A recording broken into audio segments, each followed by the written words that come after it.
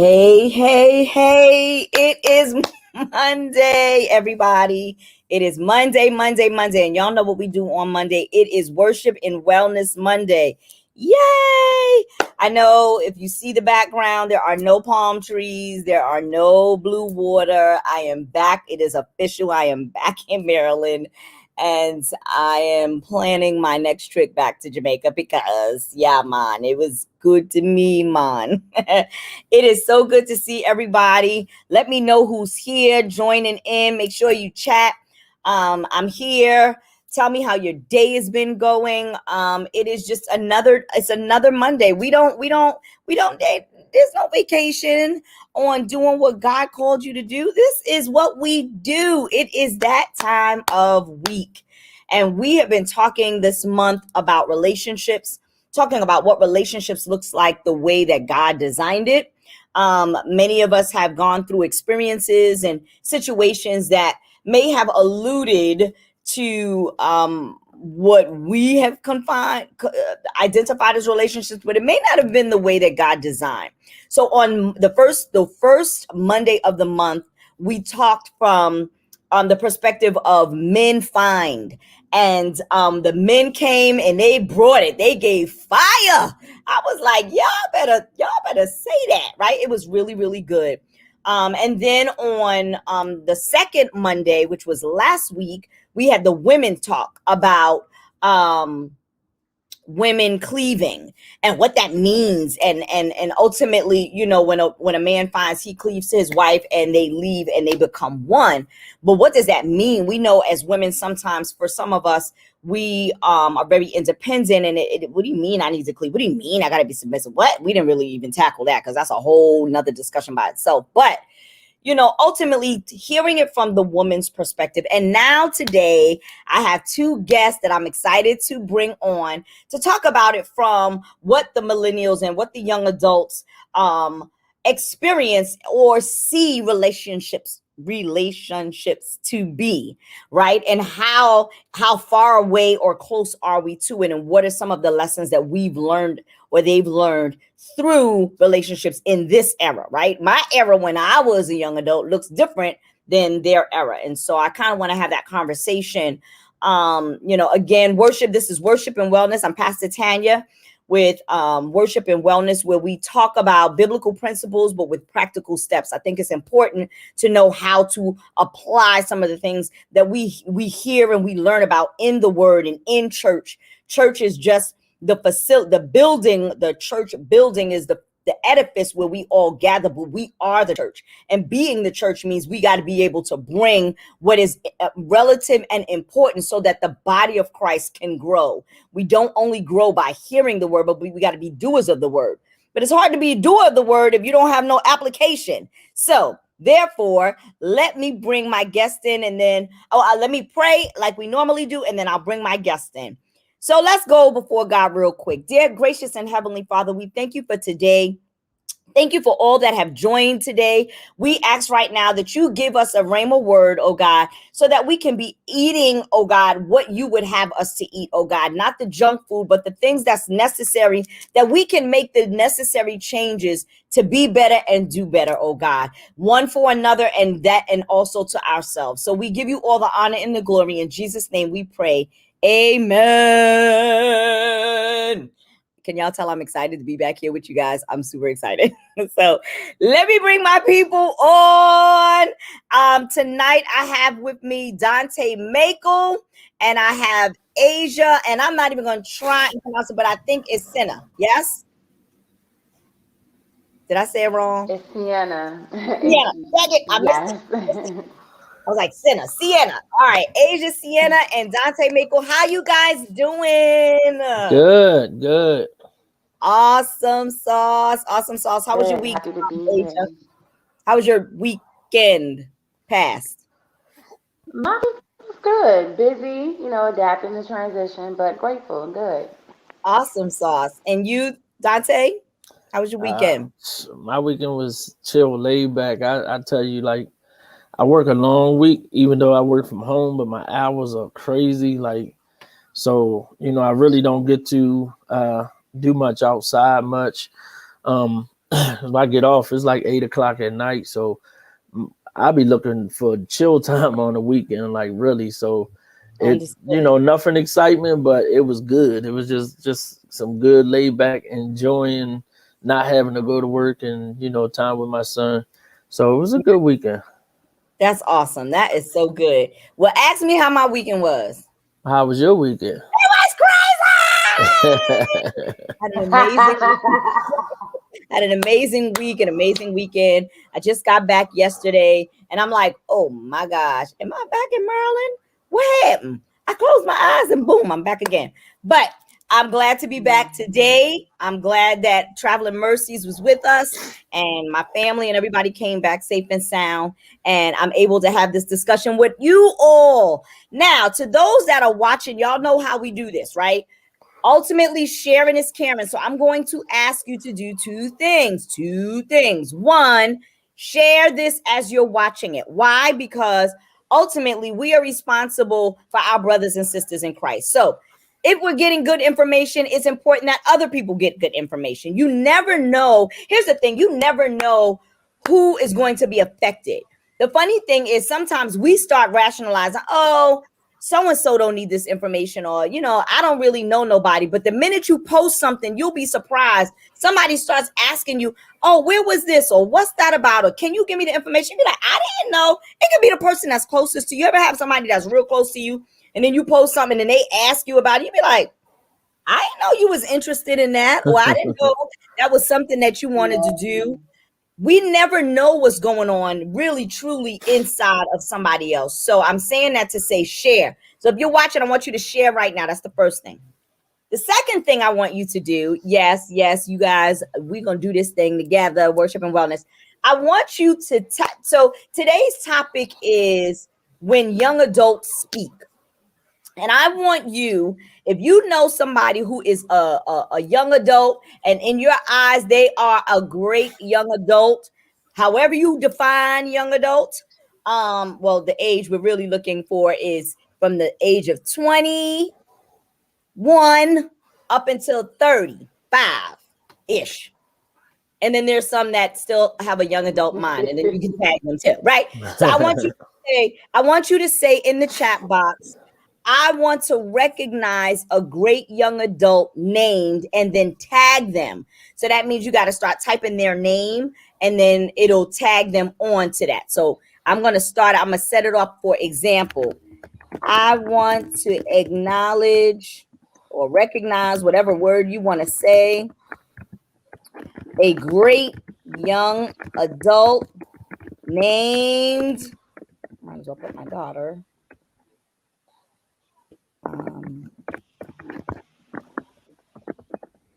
Elijah. Well, I probably can't do it from here, but y'all get my drift. I'll show it. So I want to acknowledge a great young adult name, and then you put the person's name, and it'll tag it. It'll tag them. So I want y'all to do that for me. I want y'all to tag a great young adult's name. Okay, y'all watching? Tag somebody. You know somebody that's between the age of 21 and 35 that could benefit. Number one, the two things happens. One, when you tag them, it gives them the opportunity to join this. Two, it lets them know that you're thinking about them. The truth of the matter is we don't oftentimes, when it comes down to our young adults, we don't give them enough accolades and acknowledgement. A lot of times as a young adult, all you get, or not all, but oftentimes you get the criticism and what you're not doing right and what you have to do and make sure you do this. I know, because I'm a mom and I do mine. You didn't do X, Y, and Z. Make sure you listen. If I was you, listen, it happens. I get it. But we also want to acknowledge the young adults that are in our lives, because they need to know that we are there not only to push them, but also to love on them. So with that being said, hey, OJ. With that being said, hi, Jesse. Hey, Tandra, my faithful. You had a birthday. Happy birthday to you. Happy birthday to you. Happy birthday. So she's with me every week. I love her, love her, love her. Hey, Miss Jackson. Listen, I hope you got on the right pair of socks today. So Elizabeth Jackson is one of the mothers in our church, and she is something funny. If you don't know her, she is hilarious. And I saw her on Easter Sunday. Let me tell you what she did. She said, "Look what I did." She showed me and raised up her pants and showed me that she had on two different pairs of socks, brown and blue and black. And I was like, Miss Jackson, did you do that on purpose? She was like, no. And then she started explaining that. She is something funny. I love her. I love me some Miss Jackson. But I pray that you got on the right pair of socks today, sugar. Hey, Jeffrey. So we got people joining again today. We are talking about relationships. And this is really, I coined it real talk, right? Like, let's just get into this thing. You know, ultimately, we know the story of Adam and Eve and how God brought them together. And ultimately, it's the goal was that man was not to be alone. And we also have, but we know that we've gone through life, right? You know, we've gone through different things in our lives. We've gone through different circumstances in our lives. But overall, when you think about relationships, right?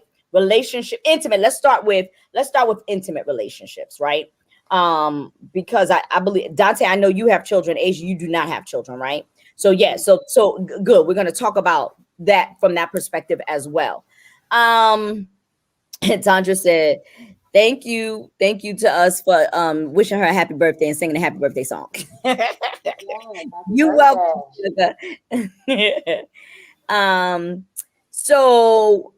So talk to me from your perspective today in this era. What is it like being you and even your peers that you communicate with, and what relationships are like? You want to go first, Mr. Dante? I can. I only can speak from like my current relationship because, I've been married before, been divorced. I have kids. I'm about to get married again in about 2 months. So it was like it was a hard process even getting back to the dating field after being divorced. You never know when the right time is. It's always like, am I ready? Maybe not. So you kind of, you go put your foot in the water, say it's still too cold and ain't warm enough yet.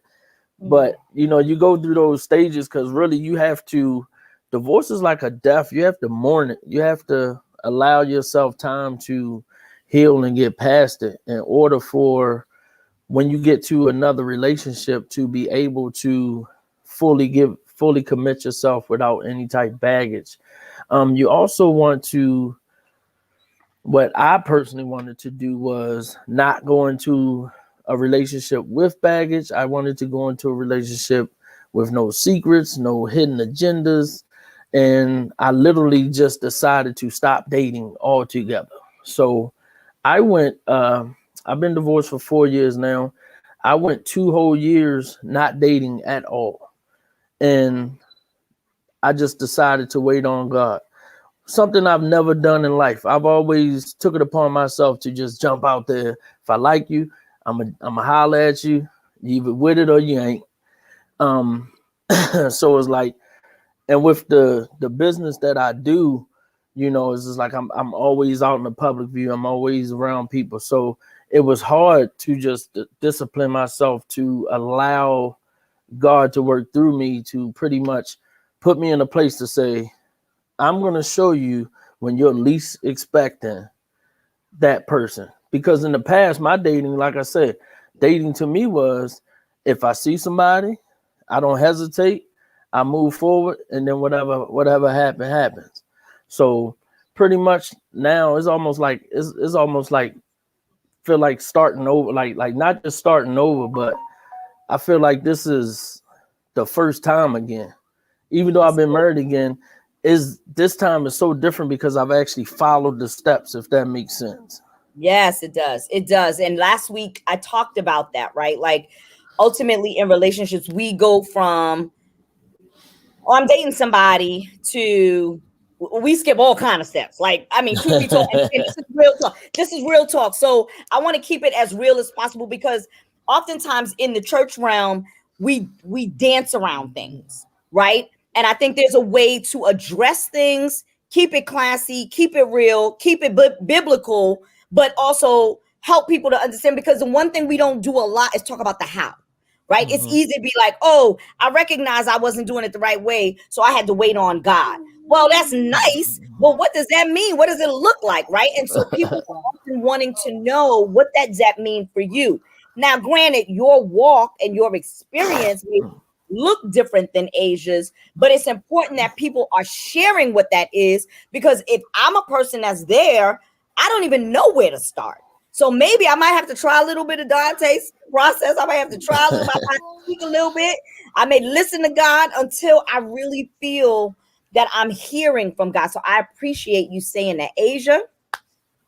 Yeah, so I was looking at some of the comments. I think Jeffrey said hard, and just kind of piggybacking on what Dante said. It's complex in a lot of ways. And I think as a young adult, it's hard to wait on God. It's hard to do it God's way, especially because sometimes, dating in this generation, it can feel overwhelming because there's a lot you want to do, right? We got career goals. We want to build generational wealth. We got spiritual things we got to work out. A lot of us haven't seen families growing up, right? So there's some things you have to reteach yourself and relearn. And sometimes it feels like time is not on your side. So it gets real easy to take matters into your own hands and do the things we do, like, Facebook dating, Tinder, bar hopping, whatever the case may be, because the timeline just doesn't make sense. So I think dating right now in this society is really a faith walk. It's really trusting that, God will grant you the desires of your heart some way, somehow. But the how is really hard. And I think that really depends on your individual relationship. Because, I heard Dante say, this time he waited, right?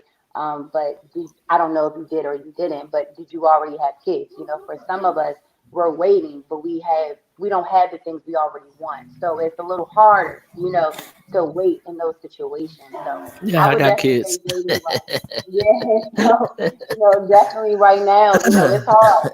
It's hard. It's hard to wait. It's hard. It's complex. But it's a faith walk nonetheless, I'll say. So here's a question. I'm gonna pose this to the both of you, right? I got on my me shirt, right? I got a t-shirt. Mine don't say Black Fathers, mine say me. And a lot of times in relationships, depending on the individuals and where they are, we haven't yet learned how to die to this thing, right? That concept of me. Well, what about me? Well, what you gonna do for me? Well, when you gonna get? Well, I'm used to a certain lifestyle. How you gonna meet that? Right? We talk about relationships, and we're coming in from a perspective of me, but really, relationships is not about you. It really is about the other person. And if you're talking about marriage, it's absolutely about the other person, right? And so and so I think the concern is that oftentimes there aren't enough real conversations with young adults and teens about what it is to sacrifice, right? Christ came, died, and sacrificed for us. Relationships should mirror that level, or as close to it as possible, of sacrifice as Christ did for us, right? And so, how do you begin to strip without losing your identity, that element of self to selfless, or selfless. Yes. Well, for me, the thing about it was almost like the opposite, because I was quick to, jump all in 1,000% for the person and forget about me, not make it about me, but forget about me. So it's like I would stay in miserable situations, if I can say, comfortable situations, because I was, forgetting that, yes, the relationship, a lot of times will be about the other person, but you are a part of that relationship. Right. So, one of the things that, like I said, I did different this time was found balance. You know what I mean? Like, and it's hard. And like, nothing is easy. And I can tell you, Dante of today is not the Dante of 20 years ago. So it's like, and that's why I don't knock anybody for the walk that they take or whatever. I've taken the walk that I've taken this time because of all the walks that I've taken before that just didn't work out. That's good. So it's like right now it's almost like I'm at a 50-50 thing right now, but I'm willing and able to give at least 25% more if it makes my other 50 happier. You know what I mean? But the thing about it is, like I said in the past, I was willing to give 100% and give me 0 and be miserable, upset, mad at the world, as long as that person was happy. And it's like, you cannot forget about yourself, but you also can't just be about yourself. So it's like, one of my love languages is giving. And if you haven't read the 5 love languages, read it. Read it.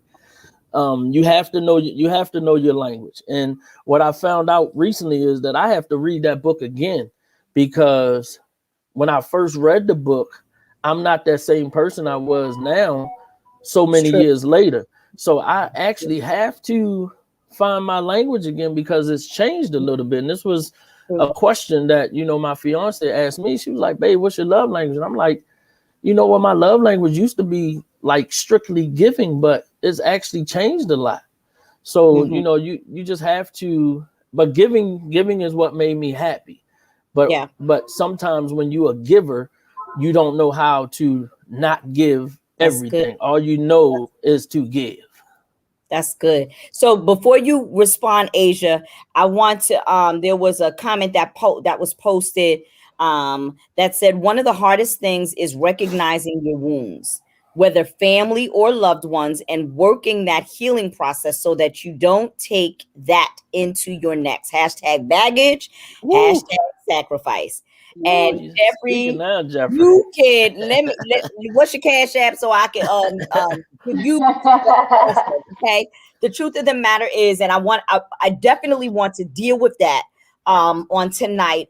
And because I think it is one of the biggest keys to relationships, right? Whether it's intimate relationships, whether it's parenting relationships, whether it's ministry relationships. The truth of the matter is, if we don't deal with the baggage and our experiences, and our bishop is going through, we just finished series called Broken Lenses, seeing life through the spirit of offense. And a lot of times, because of our history and the things that we've come through, we're still looking through broken lenses. So you're in a good relationship, but you can't see that it's a good relationship because there's a chip in your glass, and that chip in your glass makes that person look like the person before, or your parent, or the person that you was raped before, or the abortions that you had, or the person that left you stranded, right? These are real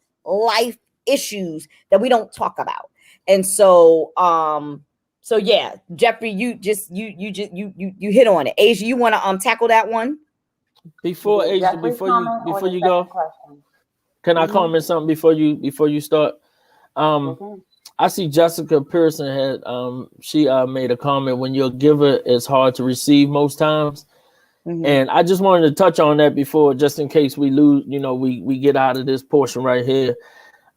Jessica, that was one of my most things that I had to let go, because it was almost like when you are a giver, it's hard for you to receive, because you start to feel, it's almost like you feel guilt and you don't want to change the way that you are, because you don't want to say, it's almost like if you in a relationship and you're dealing with a cheater, and then you become a cheater. You almost kind of like, I don't want to become that person. So you don't want to get comfortable in a point into a you know, a point where you feel like, am I taking too much? Am I taking with the right type of heart? So it's almost like you don't want to take anything, and that is very, very hard to get past. And I don't Sure. even know how to give advice on how to get past it, but it's very hard. It's something I'm still dealing with now, but is the thing about it is you gotta evaluate the giver. Yeah. So sometimes the giver has motives, so Right. you have to know when to accept and when not to accept, and that's Sure. what I started to learn. Like, it's okay to accept from certain It is. people, from It certain is. people. Yeah, it is. And honestly, you know, I'm with you, Dante. I am that person, right? I give. And sometimes I give so much. I don't even think about it. Like, it's like, oh, this is the situation. Okay, here, right? And then it's not until I'm at a deficit where I'm like, I'm at a deficit. Where's everybody at? Right. But it's not that they weren't there. It's just that it's just how I am fashioned. But what I did have to learn was that it is okay to receive. And it is challenging because it is so the opposite of what is your norm. But somebody told me one time before, and this is what helped me real good. First of all, when somebody is giving to you, it is your blessing, even if their motive is not right. For whatever reason, it is for you. They may have bad motives, but it doesn't matter. Even through their negative motive, God still is bringing something to you. Now you have, or God will open up your eyes to show you that this is coming to you, but it's for you to decline it, right? So yes, you got to be able to discern the difference of the two.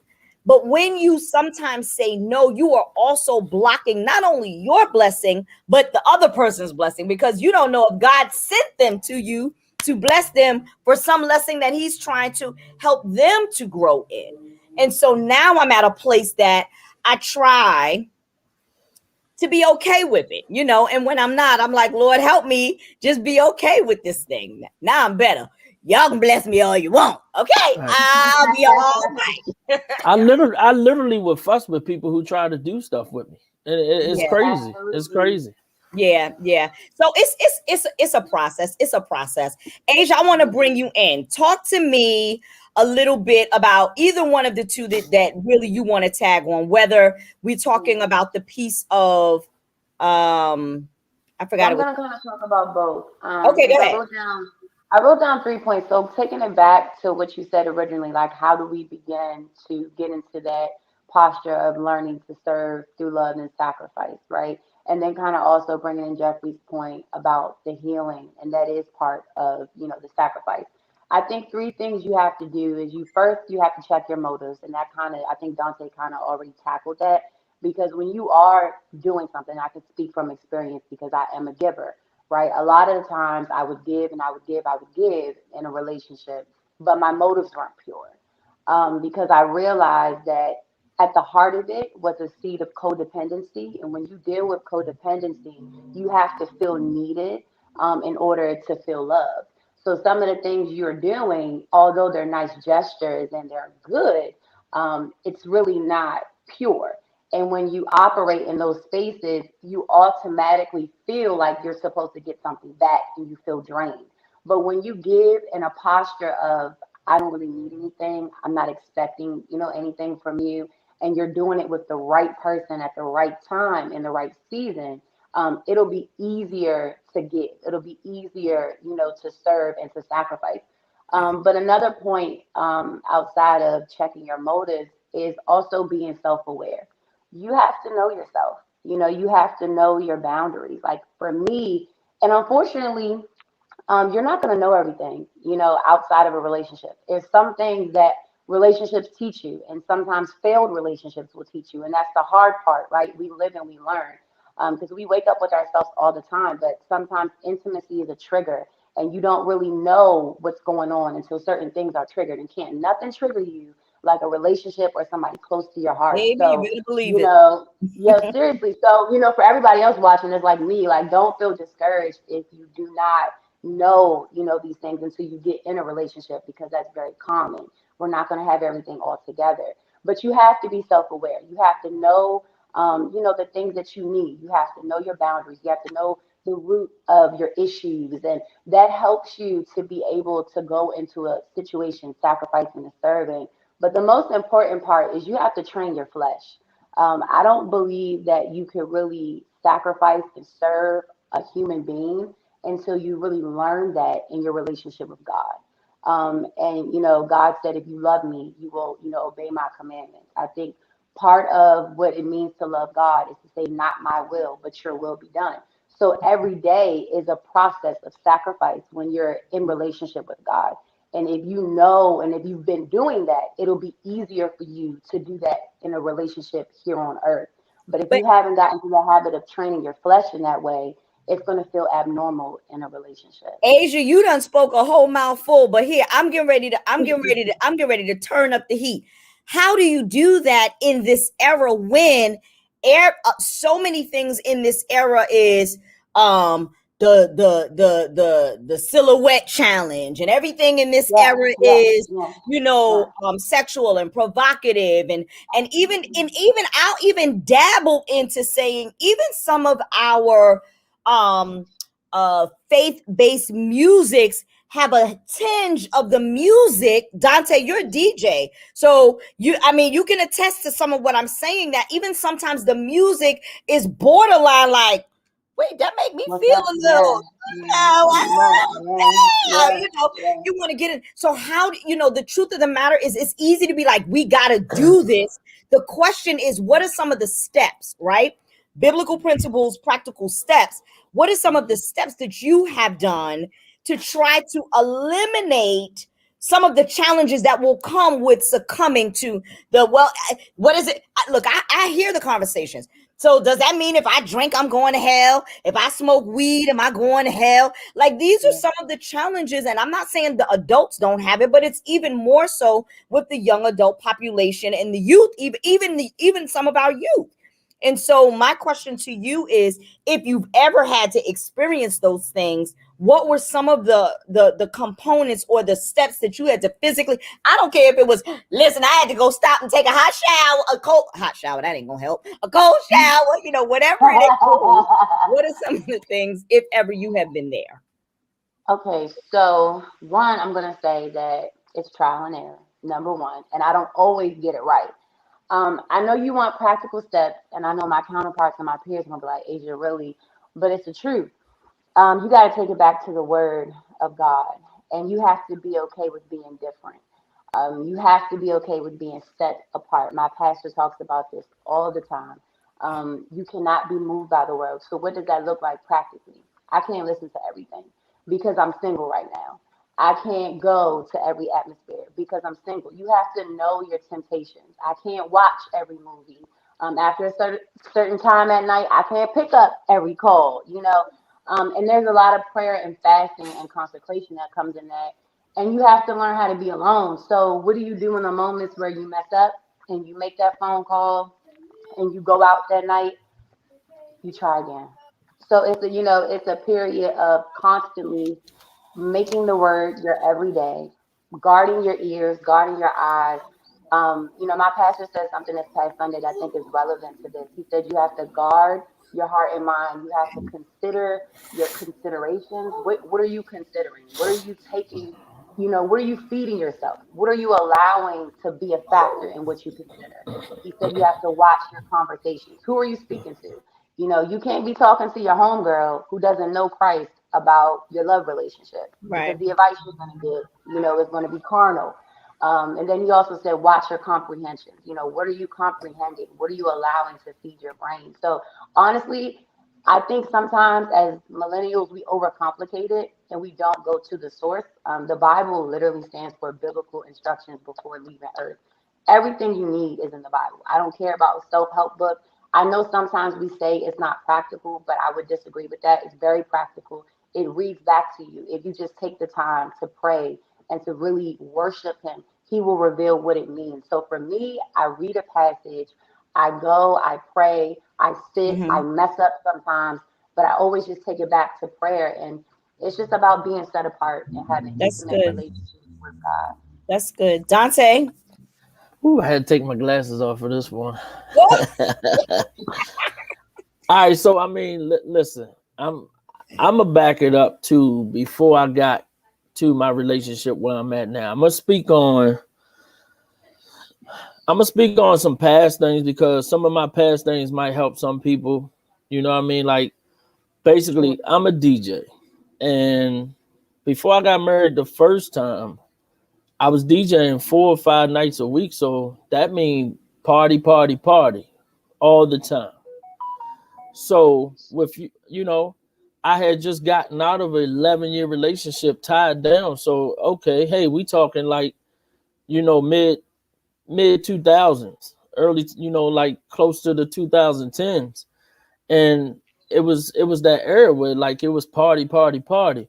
So it was so easy to just be promiscuous, run around, no commitments, and it was easy.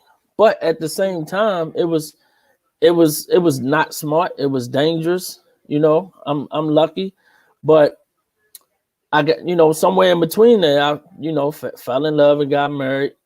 And then this is where my real test came in. So after my divorce, I was sitting there fighting with, do I turn back to that person who I was when I was out here running the streets? Or do I learn from that and learn from the mistakes I made during my marriage, why my marriage didn't work, so on and so forth, so I could find something totally different? So it was like I battled with myself because I knew the type of person who I was, but I also knew what I wanted. So Yeah. my main struggle came from, like you had said, Asia, learning to be alone. That, oh my Hard. God, that right there. And I mean, seriously, because it was so easy. It was so easy in the past on a Friday night, if I didn't have a gig or whatever, to just go to the latest bar, to the club, wherever, and whatever the night end, or with whoever. So Right. it was like, man, Dante, you do not want to do that again, because you can end up right back into a bad relationship. You got to break this cycle. And I mean, it's so hard because I know I wanted different. And in order for me, you know, they say the saying, you want different, you do different. Right. And at that point, I was like, you know what? I don't care what it takes, because at the same time, I'm going through a healing process. So it's so easy to latch on. You know, you got that fake love, that fake light, because you so broke up that first person come along, that rebound love. You know, it's so easy to just grab onto that person. So that's, you know, that's something, like I said, I didn't want to take any baggage. So I had to learn how to be alone. And when I say learning how to be alone, there's no book on it. And I mean, I still ain't got it yet. Right. And then on top of that, you try not to be a bitter person. You try not to be like, you see people around you falling in love, getting married, being happy, and you not like, it's hard for you to even be genuinely happy for them people. And you like, man, what's going on? And me, DJ, I cried at weddings because of my divorce. Yeah. And I'm DJing, trying, you know, and I'm like, man, I'm supposed to be happy. You know, because weddings are my favorite thing to do. But I'm crying at a wedding, not because I'm happy, because I'm sad for myself. Right. And I'm like, you know what? I don't care what it takes. And I'm ready to be 100% transparent with this one, y'all. I had to be alone, and I had to not start any type of anything based on physical. So, you know, I prayed to God and I said, God, if and when you find that person for me, I need you to make sure that person is going to be on that same right page with me, because all my relationships in the past started with physical. And it was like, I didn't want my judgment to be clouded. So It was like, And you know, the flesh is weak. So, you know, it's so easy to go out, have a good time, and then you're like, oh my God, what I'm gonna do now? You know what? As hard as it is, I'm going home. I know that's right. I I'm know going that's home. Oh, I'm you gotta going go home. I'm gonna beat Yeah. myself up. Look, I'm gonna sit home and I'm gonna call myself all stupid dummies because she was ready to go. But I'm Right. gonna go home and Right. I'm gonna be mad at myself. Home. Right. That's the Listen, hardest thing to do. handle that. You just got But before you switch it jump up. in, Miss Tanya, it's one thing I want to add. My spirit told me to add it to it. For young people, we have to check our compass, right? A lot of us like live our life based off of this moral compass. Like, is it morally okay?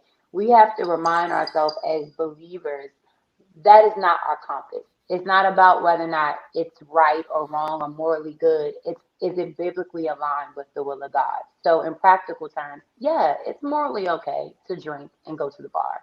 It's morally okay to have them at your house past 8 or 9 o'clock. But is it aligned with God? Is it going to lead you? Is it going to edify your spirit? And I think we get hung up when we feel confined and we feel restricted and we're like, why does our belief system strip all of these things for us? There's nothing wrong with it morally, but we got to check our compass and know that morality isn't our standard. And even and to tag on to that, and then I want to jump to another section of this conversation. To tag on to that, some things that are morally sound or whatever, you got to check your compass, because if you know that he's cute in the face and he's going to drop the dollars for you, that's your weakness. Listen, sis, that you got to make a U-turn, bruh. If you know she's cute in the face and thick in the waist, and that's what it look good to you, you better make a U-turn, because you're bound to fall subject, because that's your weakness. Remember, the enemy is only going to bring to you something that's appeasing to you. If you're weak, if you've never really got hung up on smoking marijuana, smoking was never my thing. So the enemy can't trick me with that. But he can't trick me with a brother with some Timbs. Luckily I'm married. I'm just saying. I'm saying, you got to know where your areas of weakness is, and be true to it. Listen, I can't do that because of yeah, I've fallen subject to pornography, so I can't go on certain websites. So I've fallen subject to going to the bar and dropping it like it's hot and laying in somebody else's bed and don't know. So I can't put myself in that situation. So the other compass that you have to be mindful of is your own personal weaknesses compass, and be okay with that, because that's when you can be true to that. God can work with you. It's when you think you big and whatever, it ain't gonna be me. Which now leads to my next component that I want to tag on, because we have 15 minutes. I swear this 1 hour goes so fast. We got 15 minutes. So I want to tag on that concept of the ability, right?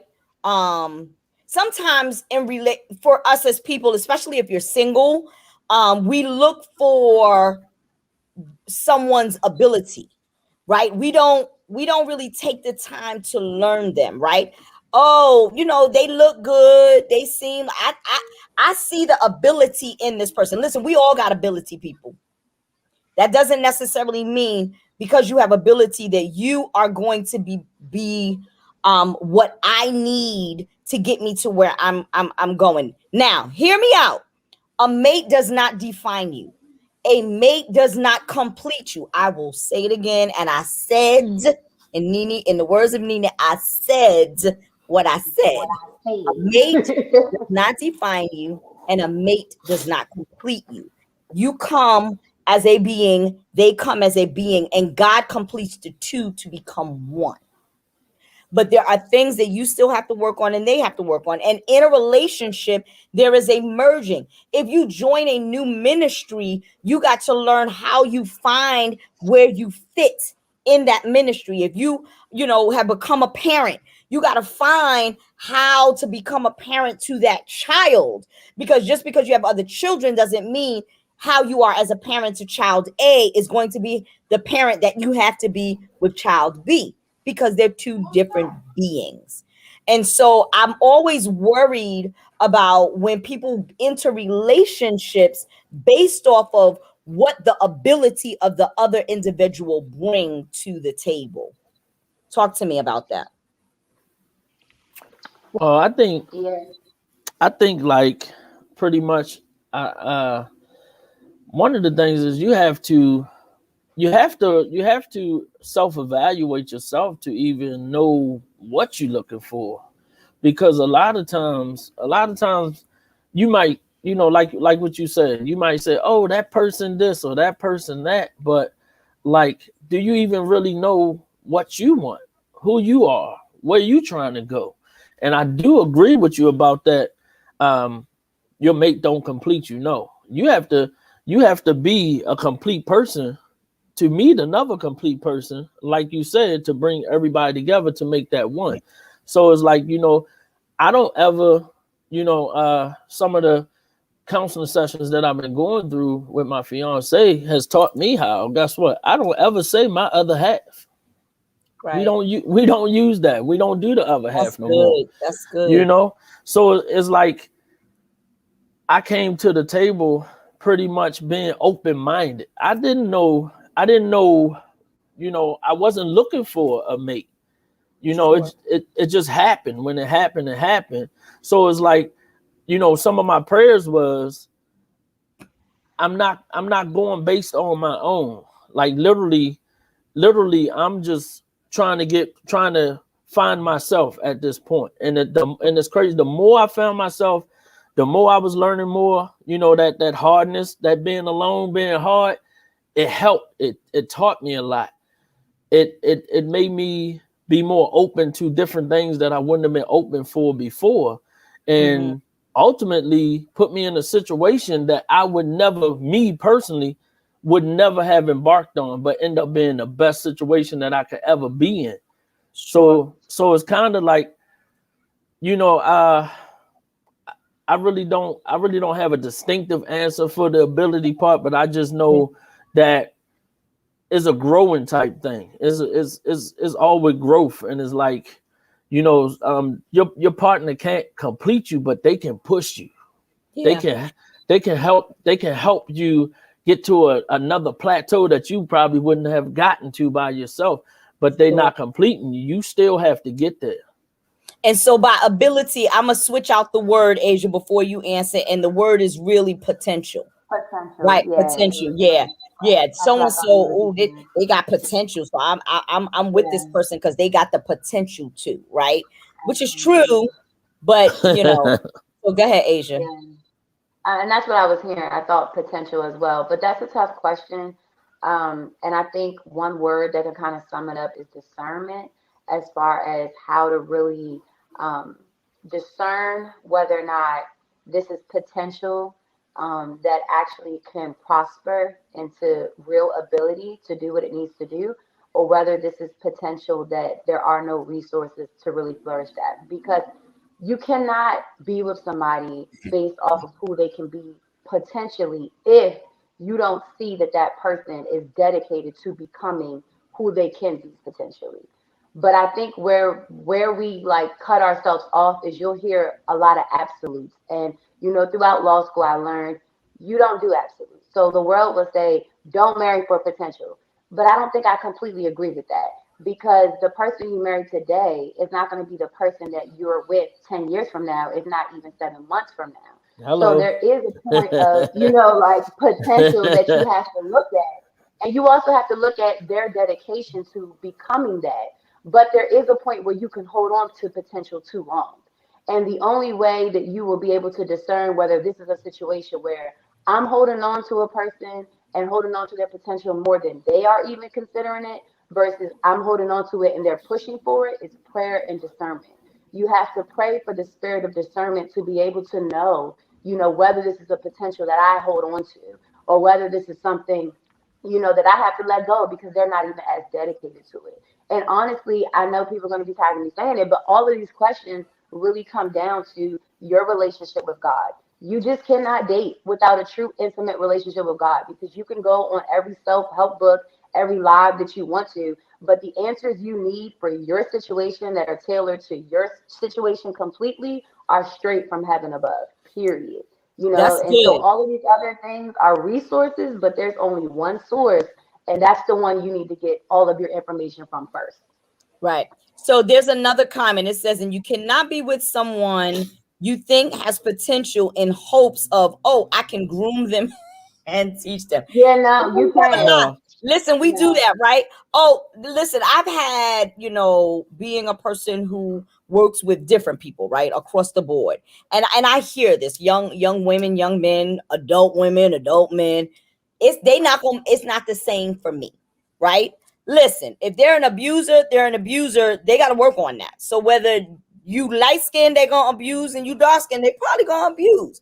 Does not mean that they can't change. It just means they need to get help first before they even start that journey, right? And just because somebody is with you didn't work with the other person. Well, I hear that a lot. Well, it just because it didn't work with them don't mean that it ain't gonna work with me. I can change them, or I have the ability to. But to Asia's point, it starts with them.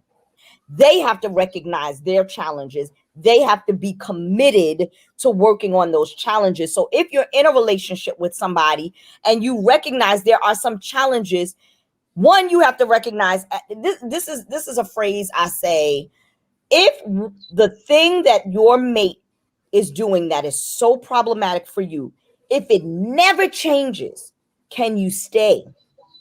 That is a barometer to measure whether you need help in your relationship or whether you need decisions in your relationship, right? That's And those decisions, that starts with you and God, right? And God will give you the answers that you need, but there needs to be something that you can weigh it on. Sometimes people are saying, I am praying, but I'm not getting the answers that I need.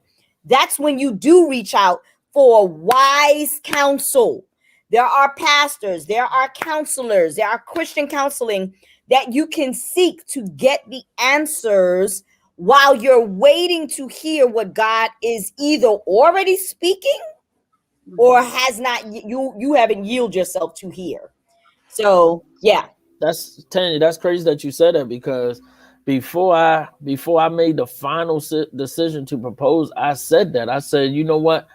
I said, I have to sit here and I got to think, if she doesn't change anything after today, am I okay with the few flaws that she has?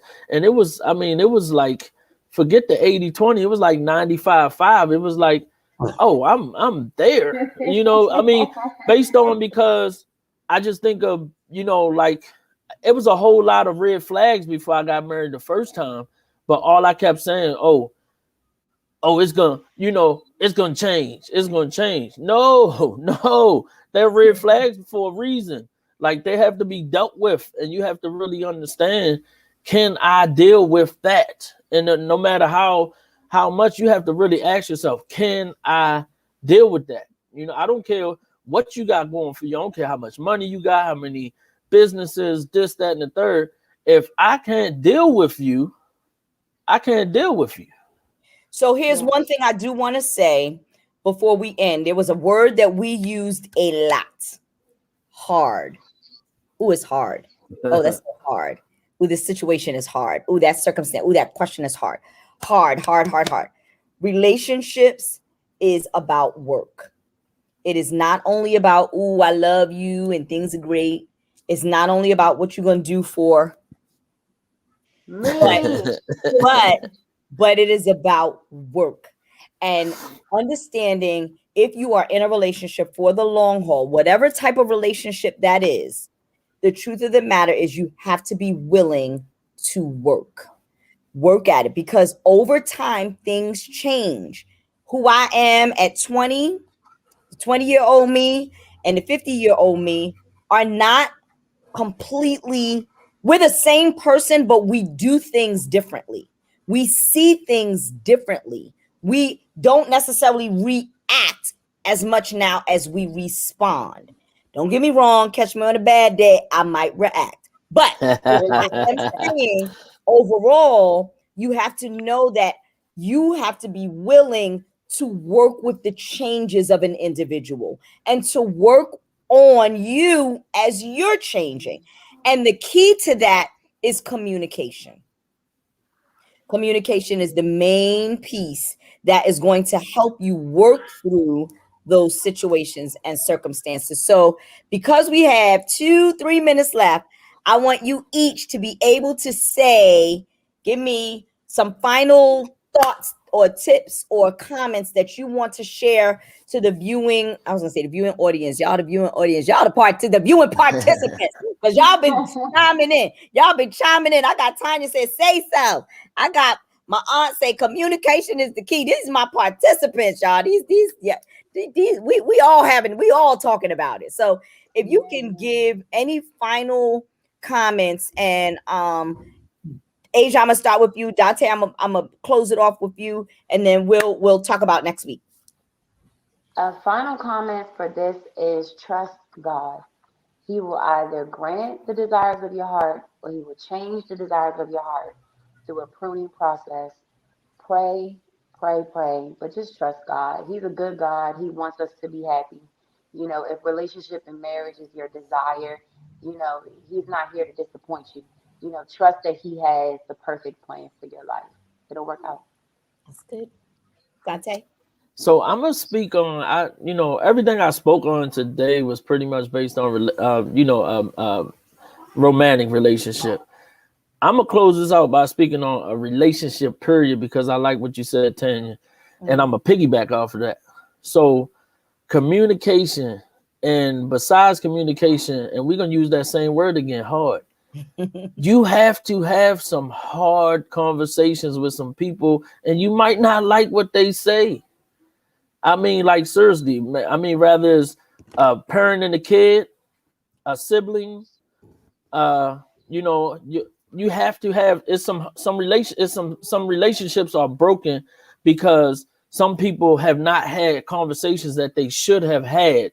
I mean, open heart, honest conversations that might hurt somebody's feelings, but some stuff need to be put on the table in order to break some things. You have to break some things in order for you to keep moving on and keep that open line of communication, because you have to understand, once you start holding something in, that line of communication is already broken, because you're not being 100%.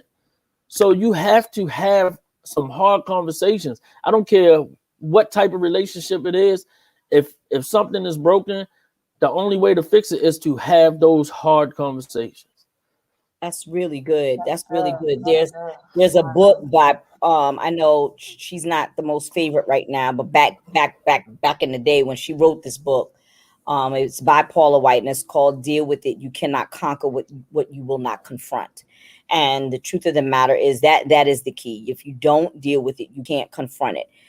We are responsible for what we say, and we are also responsible for what we don't say. So God can't avenge us if we keep it to ourselves. God can't correct the situation when he's waiting on us to take the step to speak it out. So you are 100% accurate, Dante. And here's a final thought from one of our participants that I'm going to cash at. It says, and don't forget to live and have fun. Single doesn't mean boring. You ain't lying. You ain't lying. You're right. You can still have good fellowship. Yes. You are single. Fellowship with other single people that are like-minded. That's going to hold you accountable when you're going a little bit to the left. And that's going to be there when you're feeling like life, woe is me. Hang out. Listen, worst case scenario, I'm not single, but listen, I like to have fun. Because then you have some married people that will hold you accountable too. You know, us married people, we just got to do that, within reason, because we got to be careful with that too. But that's a whole nother show. So anyway, with that being said, I so appreciate you guys. Again, if you are watching, for those that have been watching, please share this. There is somebody that needs to see this. This is Worship and Wellness, where we talk about biblical principles with practical steps. We try and keep it real. I got you, BFF. We going. We don't even need Febreze. We don't even need Febreze. That's an inside joke. Only Jeffrey. Please let people know that Worship and Wellness on Mondays is where it's at. Don't just join today. join us week to week, because there's always some, even if it's not a topic specific to you, there is always a gem. And I know this because God shows up every single time. So with that being said, next Monday, we're going to get insight from the kids. I'm a firm believer that as parents, as adults, we teach children what relationships look like, not only by what we tell them, but what they watch from us. And so it'll be interesting to hear the youth and hear their perspective as to what relationships is. And I always love that show. Kids say the darndest things. So I'm super excited, 'cause I don't know what they're going to say out their mouth. So this will be fun. But if you are watching, join us next week. And again, I love you guys. God bless. And remember, biblical principles, practical steps. God bless you all. And we start up. I just saw it. What time do we start, Helen? We start at 6:30 every Monday night. So I look for you then. God bless. See you guys. Thank you. Bye, everybody. Thanks for having